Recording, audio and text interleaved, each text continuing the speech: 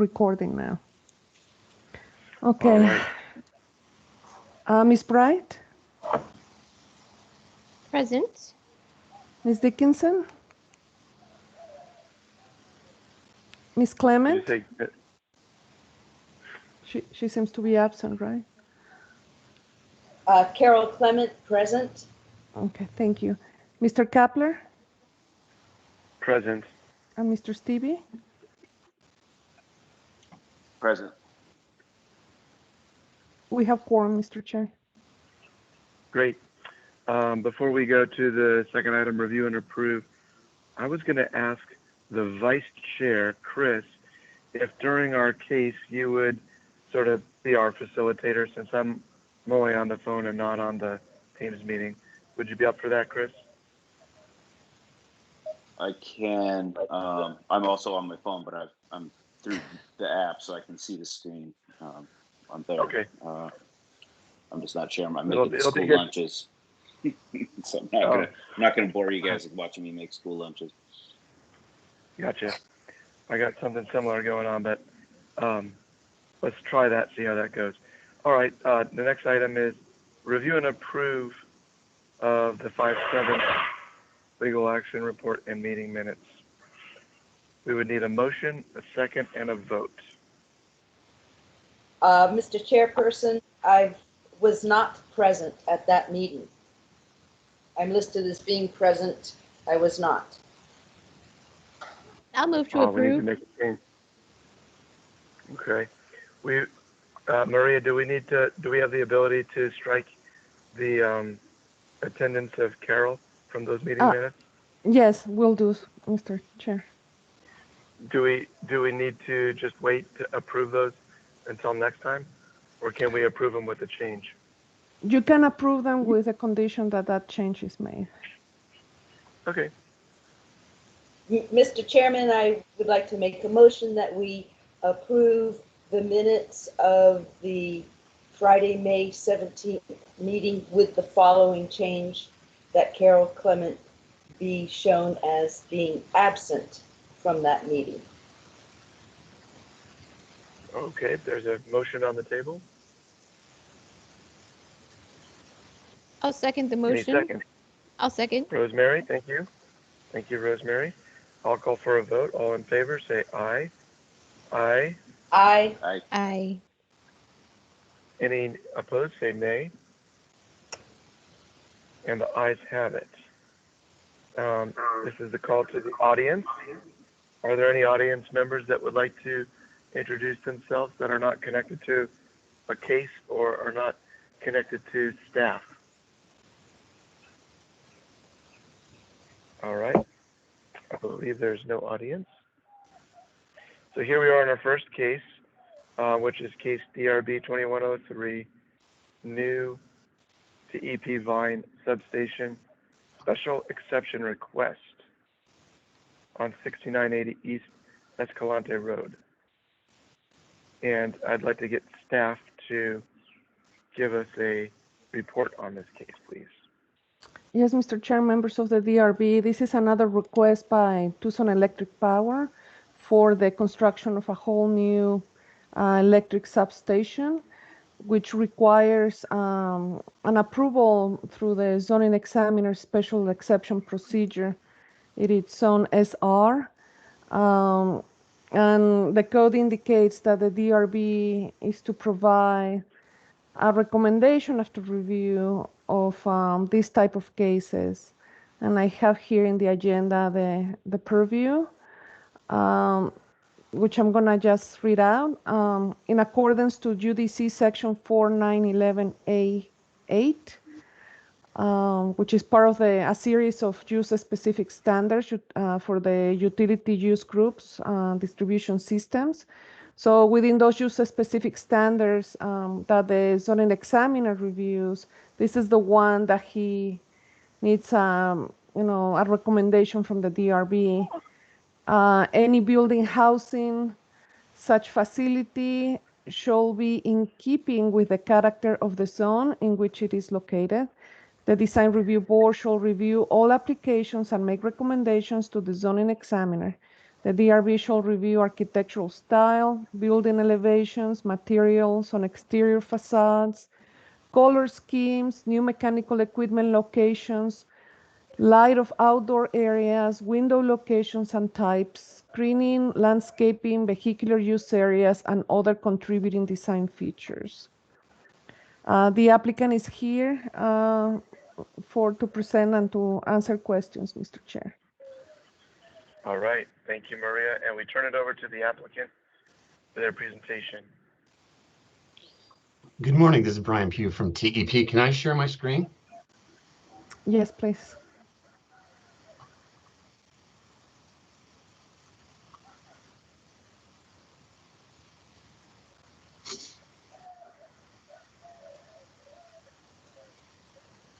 All right, do you see that? Yes. Yeah. Excellent, excellent. Just a little bit of a correction on the agenda. This is the Patriot substation located in the correct location, which is Escalante and Kolb. And as Maria mentioned, this is for a sell-up with the zoning examiner on for your review. Just introductions with the team we have today. You have myself, I'm a land planner with the Land Resources Group. You have Chris Ortiz-Pinu, who's also a land planner with the Land Resources Group. You have Renee Darling, who's the supervisor of land resources and is on the transmission line siting team. And then we have Adriana Marinez, who is from Government Affairs. And our consultant team, we have Kevin Hall from Cypress Civil, and then we have Eric Barrett from ARC Studios. So for the agenda, what we'll do is I'm going to give a brief background of the larger project, which is the line siting, Irvington to East Loop approved line siting case. Then we'll look at the Patriot substation briefly, whether the project in need and the benefits of that. And then we'll turn it over to Eric Barrett, and he can walk us through the landscape design and the security wall design that's being proposed. For those of you that may not know the location, the yellow border here is the boundary of Davis-Monthan Air Force Base. So the subject parcel is within that, but it's on the edge of Escalante and Kolb, that southwest corner. Here's a closer view. This is now the aircraft have been relocated, but it's the 309th Airspace Maintenance and Regeneration Group's location, and they have now moved these aircraft. The parcel itself is, and you can see the surrounding neighborhoods here on the north. Here we have a city of Tucson well site, and then neighborhoods that basically are south of the actual proposed location. The larger project is as I mentioned, the Irvington to East Loop transmission line project, and that will take a 138 kV line from the existing Irvington main TEP campus through over to Kolb, south of Valencia. They come up to this location where the planned Patriot and that on the triangle is, head to the east and then north up to the existing East Loop substation. It's about a 14-mile 138 kV transmission line, and it's basically to support the potential future retirement of aging lower capacity substations, but it's also going to help Davis-Monthan meet the Department of Defense Energy Resilience Directives, which I'll mention briefly. And it was presented as a line siting case in 2019, and the Arizona Corporation Commission voted and approved the Certificate of Environmental Compatibility in April of 2020. And construction is going to begin this summer on the line. Substation itself, the purpose and need, the TP determined in 2017 that the existing 46 that was at Davis-Monthan was nearing the end of its useful life. At that same time, the Department of Defense issued a directive for all military installations to eliminate the vulnerabilities of power outages. And then alongside that is also that TP long-term transmission. I am planning to retire the 46 kV radial system and with the 138 kV loop substations. This substation is a 16-acre site, and it's been it's in the process of being purchased from the city of Tucson. It's very close, and as I mentioned, was located inside of Davis-Monthan. The substation itself is proposing 2 transformers that will transform the voltage from 138 to 13.8 for a distribution level delivery to the electric service area customers in the area. And as I mentioned, it will be built on that former AMAR military aircraft site. The benefits supports Davis Monthan energy for resiliency, increases system capacity, and also improves the support for economic development around Davis Monthan. As everyone knows, that coal road corridor and the development that's happening along there, and that supports and also TEP's reliability, and then those efforts again to replace the 46 kV system. So here we are at our preliminary development plan, and I'll turn it over to Eric Barrett. Hi, everyone. Thank you. Thanks, Brian. That's I learned an awful lot about electrical, so thanks for the educational piece on that.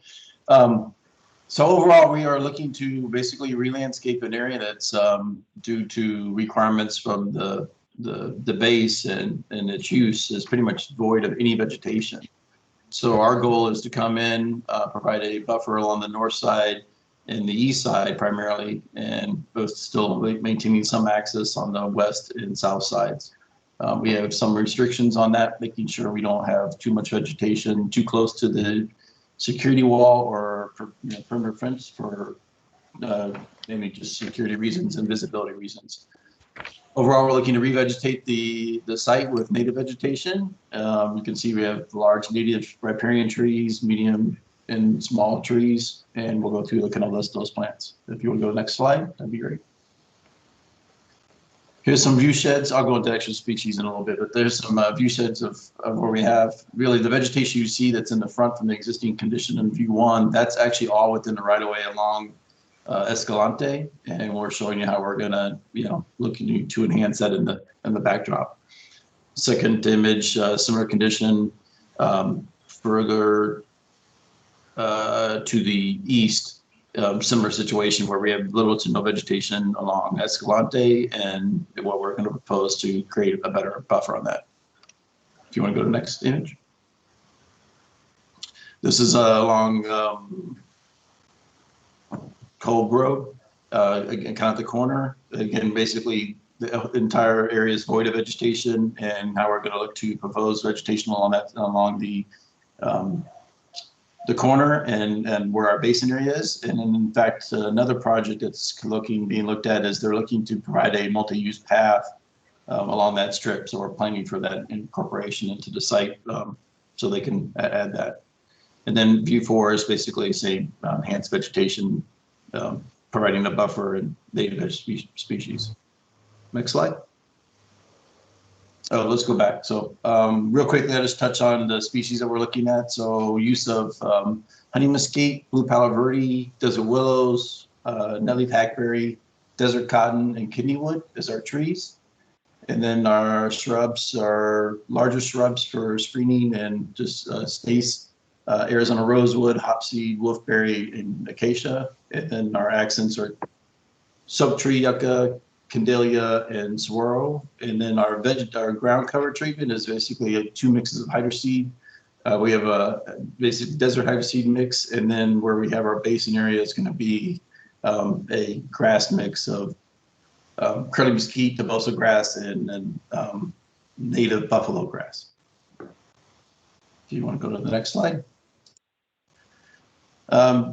There's certain guidelines required by the base, and so basically create some variation in the wall and treatment. And so we have a stepping site. We're going to have a band of split face wall with 2 colors basically, and the band's kind of shown where it's going to be a gray inset there.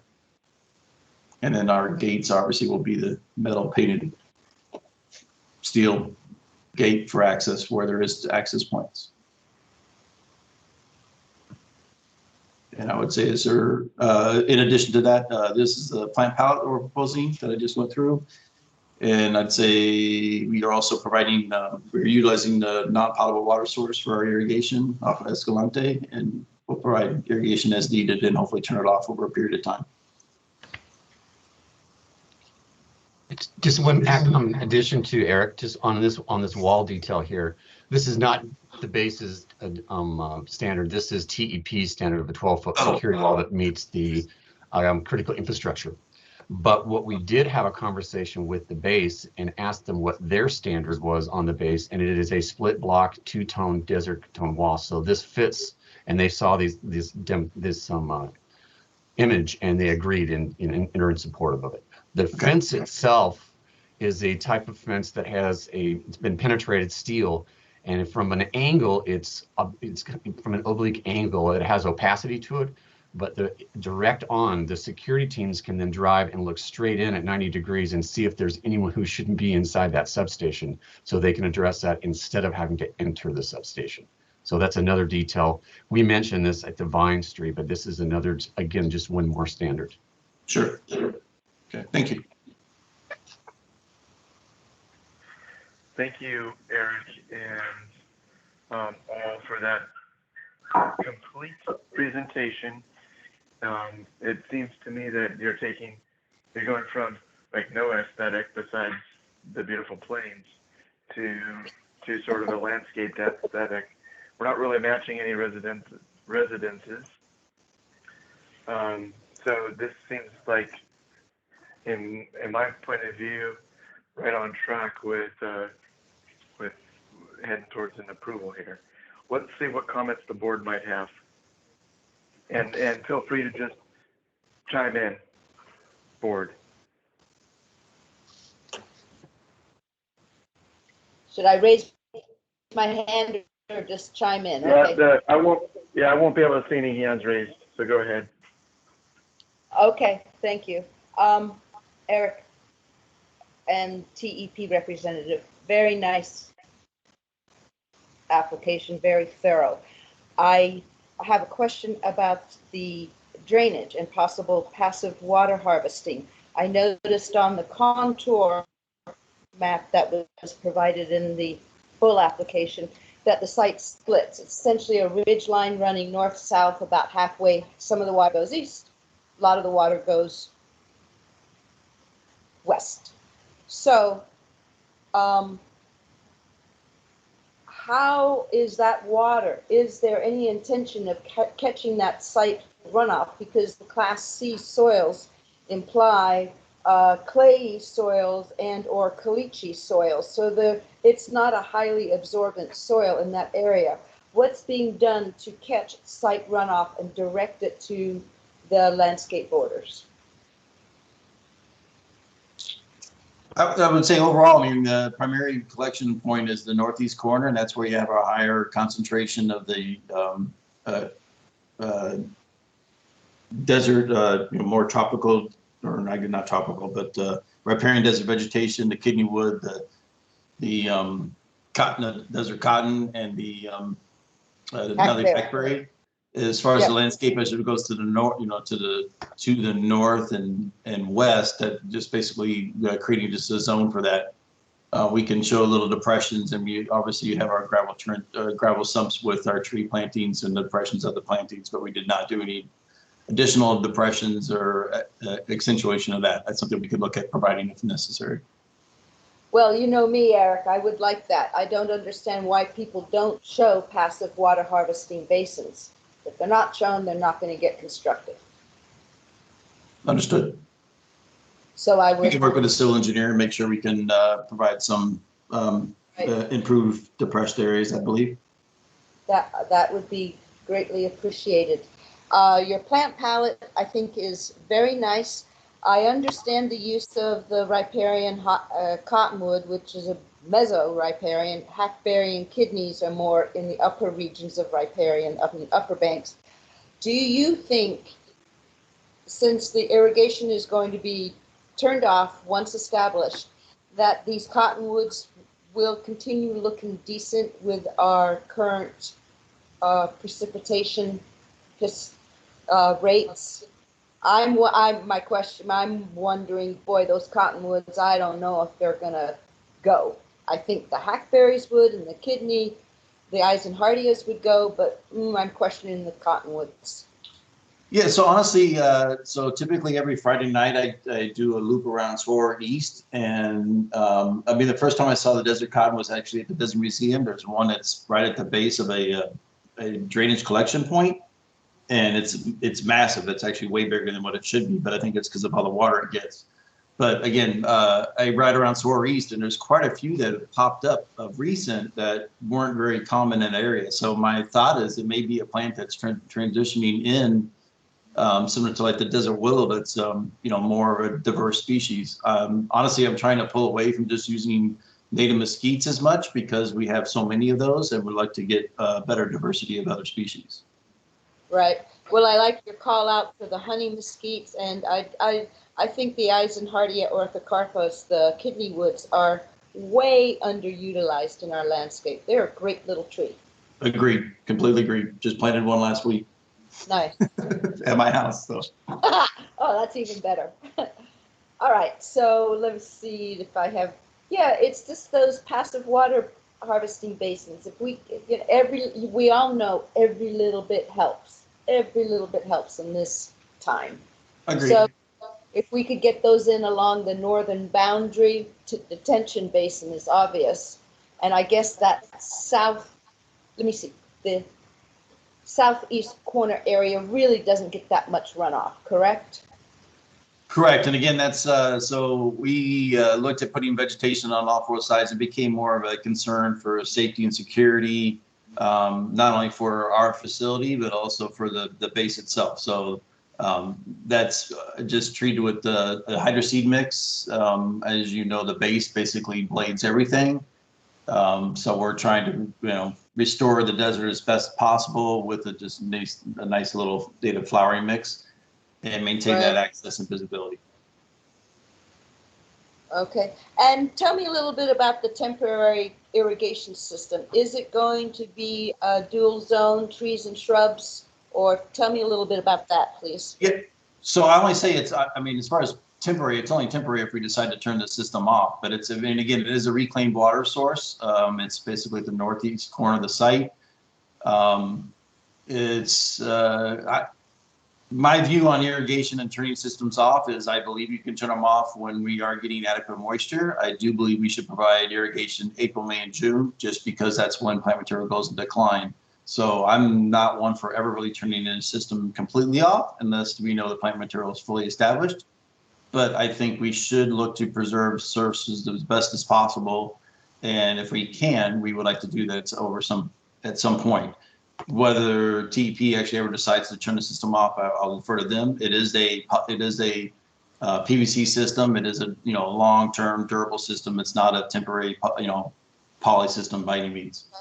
And how many watering zones? Trees? We have 4 zones. We have 2 for a tree zone and a shrub accent zone for the north side, and we have a tree and shrubs accent zone for the east side. So you're putting trees and shrubs on the same zones. How do you? No. Oh, So we have a tree and then we have a shrubs accent zone, and a tree and a shrub and accent zone on the other side. Okay. Thank you, Eric. Sure.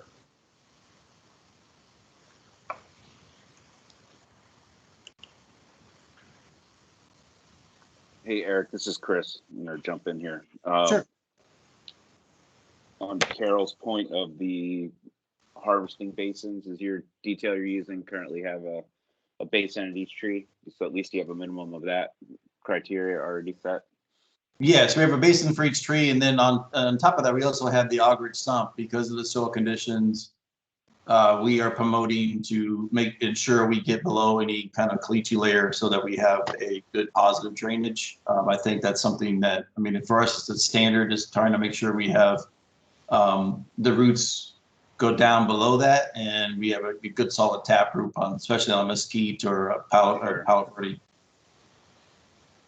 Awesome. I just wanted to bring that back around. That at least you're catching at trees here. So if Carol's point, if I'm catching it right, is maybe providing a little bit of depression in larger areas where there's density of shrub material, depressing that area as a kind of like a small basin for each of those trees, but as one continuous basin. So that might assist with that group, and not really a big I'd assume, Carol, you're not thinking of a full big detention basin or some sort of engineered basin, but just a kind of a nice shallow 4 to 6 inch depression for plant material. Yes, Chris, that is exactly what I'm thinking. And the more that they can be connected between plants, the better, rather than just individual little basins. But I understand, Sure. you know. I think we can just just recommend, Eric, with your soil types you have out there, with the introducing the term of basin, maybe just run through with Kevin, or if you have Geo on project at all, you probably do for those big walls with the soil conditioning in. You probably have some pretty good soil reports of just ensuring you're not collecting too much depth of water that's not going to perk out eventually. You know, so you're not creating a nuisance. That'd just be my only concern with that, doing larger basin areas. The point I wanted to bring back around is in one of your graphic images, there were some very, very tall pole structures called lightning structures, or lightning. the lightning mass, right? Yeah, and the drop pole, are those structures part of the line extension that was introduced at the beginning of this project that isn't, or beginning of the presentation that isn't necessarily part of our project review, or is that part of this substation? I have concerns about those in the area. It's something we've been kind of looking at lately on a couple different projects. Is the long view vision, or long away view of those from not directly adjacent properties, but properties that are, you know, just 2 streets over. Mm-hmm. This is Brian Pugh again. The drop structure is part of the line siding. So that is how the 138 kV gets into the substation and transformed, and then all of the distribution will go out underground. And the lightning masts are a protective measure for the equipment. They are located around the actual transformers, and they are exactly what they sound, to protect them from lightning strikes. So they do modeling of the coverage of the equipment. That's why the equipment is as close as it can be together, but yet has to have the safety distances. And then they lay out this grid over the top of it and model it to ensure that any lightning strike were to happen, that equipment wouldn't be taken out. Those are the color that, go ahead. I'm sorry, these are the 85-foot tall structures? No, that structure is the drop-in structure. Okay. These are the lightning masts that are on the inside of the, let's see if we've got these guys called out here. Yeah, how tall are they? I believe they're 65 feet tall, and that's in the application. We don't have it listed on this exhibit, but we have it in the application. The idea, I mean, just a ballpark, 65 and 85. Wow. They are at the center of the site. I mean, it's our graphics probably a little off as far as how tall they are or where they are. We just want to make sure that we did note that they are within there, and that they are, you know, they are present. We believe we provided enough, like, you know, front landscaping that they really would kind of more or less not be really seen. But to say they wouldn't be seen is, I mean, like saying you wouldn't be able to see the airplanes. You could obviously see the airplanes too. So in the distance. Well, my concern more is the treatment of those elements. Are they natural steel? Are they painted white? Are they painted brown? Do they have a rust to match the drop structure? Is there any treatment to those to visually blend or obstruct, or some sort of what was the terminology we were? Rosemary might remember this. Remember that other pole we were working on up in the kind of north side of town a month ago? What was the terminology we were using? It wasn't obscure, but it was. Is there a treatment to make them kind of less in your face? Yes, they're lighter, so Chris, it's a brushed galvanized finish. Chris, the term that you're trying to think of is disguised. Yes. I was like, it wasn't a technical term, so maybe that's why I was. So you got to put a mustache on it. If you put a mustache and some glasses on it, it is disguised.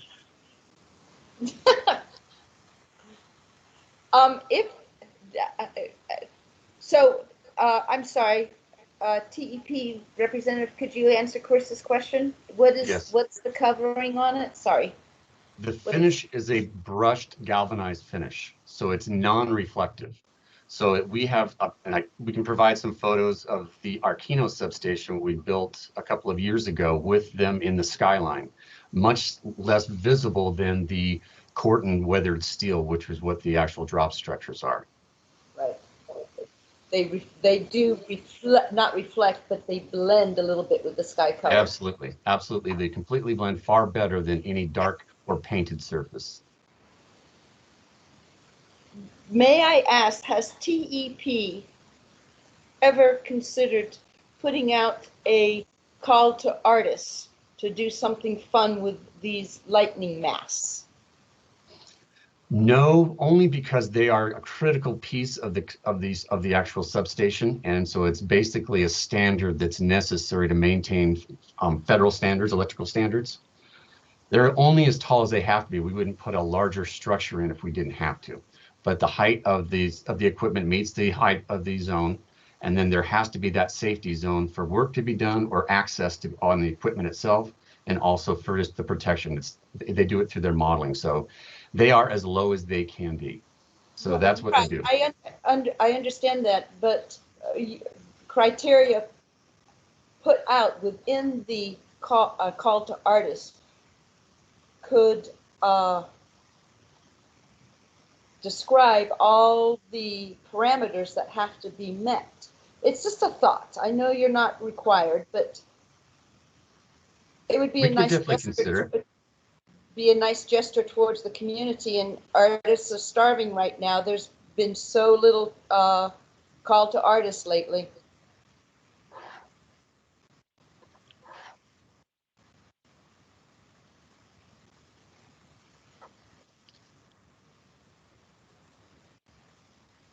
Are we ready to do motions and move on? Rosemary, do you have anything? Just one quick clarification. So the height of the perimeter wall is 12 feet, is that correct? That is correct. Okay. That's all I had.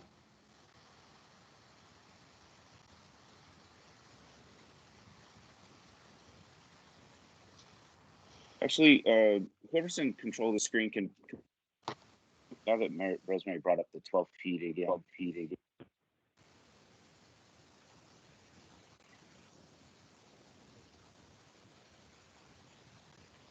Plan view.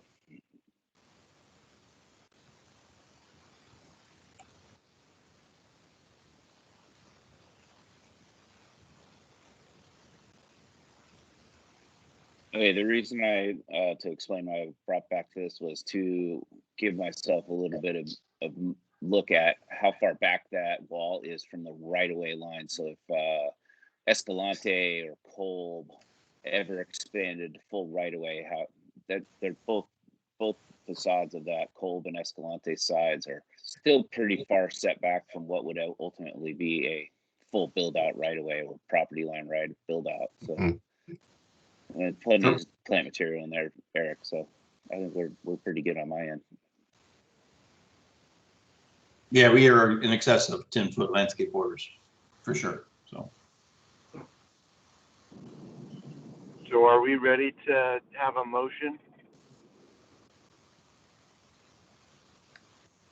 I do have another question. There's been no extension of the vegetation on the north side to augment the existing multi-use path. Why? That's I believe that's off property. Yeah. Yeah, it's not their I property. know that. It's City of Tucson property. They put in the multi-use path. I can actually tell you that the vegetation that's along that path is no longer being irrigated. The system's been turned off. Yeah, So it's throughout the city. it's unfortunate, but we've again done the best that we could do to try to enhance our landscape and our site and promote a restoration project for a desert landscape that can be left natural where feasible. Well, I guess on that point, Eric, it isn't against any laws or rules or regulations for landscaping to be extended into the public right of way by a private entity. You just need to run it through David Marhefka and make sure your irrigation's put in a correct way. So it's not as though you have to stop at the property line, but I understand why you chose to, because you're not required to go beyond the right of way. But wouldn't it be a nice public outreach to do that? Shaded, healthy, walkable communities. That's what's going to make our community in climate change times easier to live in. Yeah, understood. Again, that's something we could look at. I think it's part of that, I would say, is we're not just dealing with City of Tucson, we're also going to be dealing with the base because of site visibility in and to the base. Every time I've worked any project near or around the base, it gets scrutinized as far as how it gets maintained.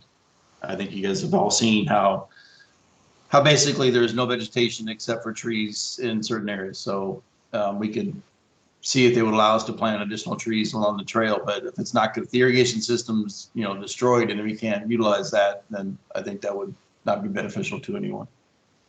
Well, extend the TEP irrigation system to it. The city irrigation system is turned off for roadway projects. My understanding, citywide. That's why everything's dying along roadways. Yeah, I think we're TEP's prepared to do what the requirements are in this enhanced landscape that we're doing. If some part of the Mayor's Million Trees program wanted to come and do an additional work along that pathway on Escalante, they would easily show that tie-in with them. That could be something that the mobility group could push because they're going to have the Kolb Road trail there also. So obviously that's something that could be brought up with them as they bring in the Kolb Road to tie in more landscaping so that it would basically have the backdrop of the TEP landscape there. Board, this is Chris. I'd like to add that as a recommendation for approval, that exactly what you're talking about, that there's some outreach to the future multi-use path and any tree planting efforts within the city of Tucson, that the irrigation system from this project is available to assist in planting trees in this area, and that they could potentially be double dipped on the contractor end, and put some efficiencies in there. I'd like to, we can't tell you to add the trees, No. I don't think, but we can recommend that that's an effort that is extended as part of this project. I think that would be really beneficial to the area to add some shade to those multi-use paths. Yes, great, Chris. Thank you. At least to look at it and do a feasibility of it, Eric, and see if it's something that can happen. Yeah, we'll look at it. I don't have any objection to that. Especially if the trees are free, right? So Eric, what you're suggesting, Chris, what you're suggesting is that multiple public works projects coordinate with each other to achieve a better result. That's very high-minded thinking. I like it. I haven't had my coffee yet, so I'm probably not thinking clearly. It's a great thing to put on our motion, that we would say coordinate the landscape and irrigation with these other projects. That's great. Actually, as a side anecdote, I'm working on a City of Tucson park currently doing design, and we know we may not have full budget for the plant material, and there is current communication on this exact scenario, that there's Trees for Tucson and there's some other civic groups looking to donate trees to that park over time. So we're planning out where those are going to go, and we're dropping in the irrigation system and just capping it off, so that when those groups come in to do the work, it's likely going to be a volunteer effort. So those volunteers able to dig a hole, drop in a tree, and the irrigation's already pretty close to where it needs to be. So that may be a scenario to look at, that those areas are marked and set up for future plant by outside groups, maybe provide some irrigation stub outs or something like that. That might be a a good middle ground for this type of thing. Eric, if you want to. Yeah, well, look into to doing your something like point, that. we did look to see if we could even just use the existing meter that was for the right of way to add our landscaping and take that approach. So we can revisit that, and they can, then we don't need to provide a brand new meter and some other things. And I think as we can offset some cost on our end to help alleviate and add trees to off-site, that might be a possibility. But we'll work with the client and also with the base and make sure everyone's on the same page and see how we can make that happen. There's definitely no That'd be issue super probably appreciated. extending hydro seed out to try to revegetate that. My concern is doing that and then them turning around and killing it all off because that's the preference of the base. So it's a fine line of trying to restore vegetation, knowing that it may just get, especially where areas where we can't control it, they may just get removed. But I'm all for trying to promote more trees, more shade and everything, and, restore desert where we can.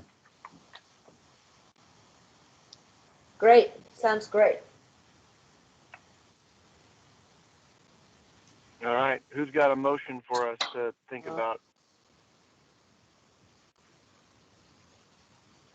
I might be able to read that out. Let me see here, since I was the one that came up with that funky condition. That's going to be probably a whole bunch of word salad going on here. Yeah. Chris, and remember the basins. Yes. Thank you. Let's see here. I got that. I got this on screen. So this is for Stevie. I'll make a motion. The Design Review Board has reviewed the applicant's project for compliance with special exemption use-specific standards for utilities, distribution system, and finds the project in compliance with the use-specific standards set forth in UDC section 4.9.11.a.8 with the following recommendations: that the applicant pursue coordination with City of Tucson and Davis Monthan for potential addition of shade trees for multi-use path area on Escalante and Kolb, and that the applicant also include micro basin water harvesting in shrub areas to encourage water collection, passive water collection at shrub plantings, in addition to the tree plantings already shown in their application.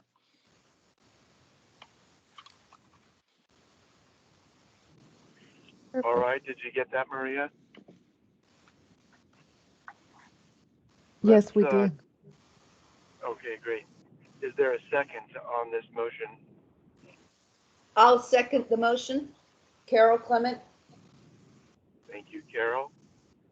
I will call for a vote. All in favor of this motion say aye. Aye. Aye. Aye. Any opposed say nay. The motion has passed. Thank you. Thank you very much. Thank you all. Thanks, guys. That was a nice presentation, and I'm excited that you were open to some of those recommendations, and we'll look into that stuff. I think you'd be surprised how much stuff you'll be able to get done by asking those questions. Thank you. You bet.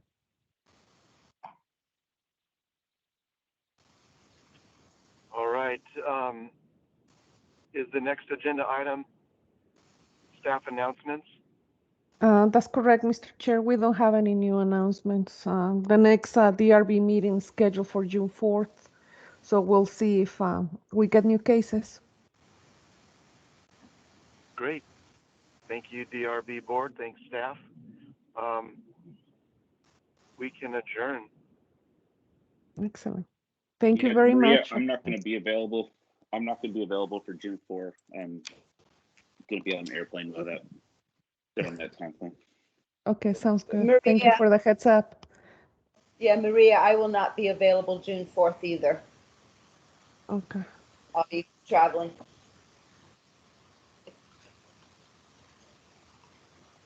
We're not going to the same place, are we, Carol?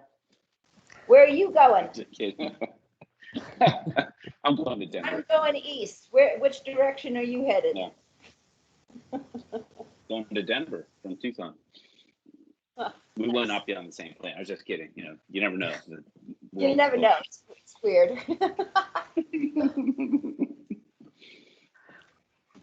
All right, off. Are we? Did we adjourn, or did we not? Could I cut that off? I'm you. gonna write down 8:19 as adjourn. Awesome. Have a good weekend, everybody. Thank you so much. You too, Rosemary. Thank you. Thank you. Thanks. Bye. Bye. Bye, thank you.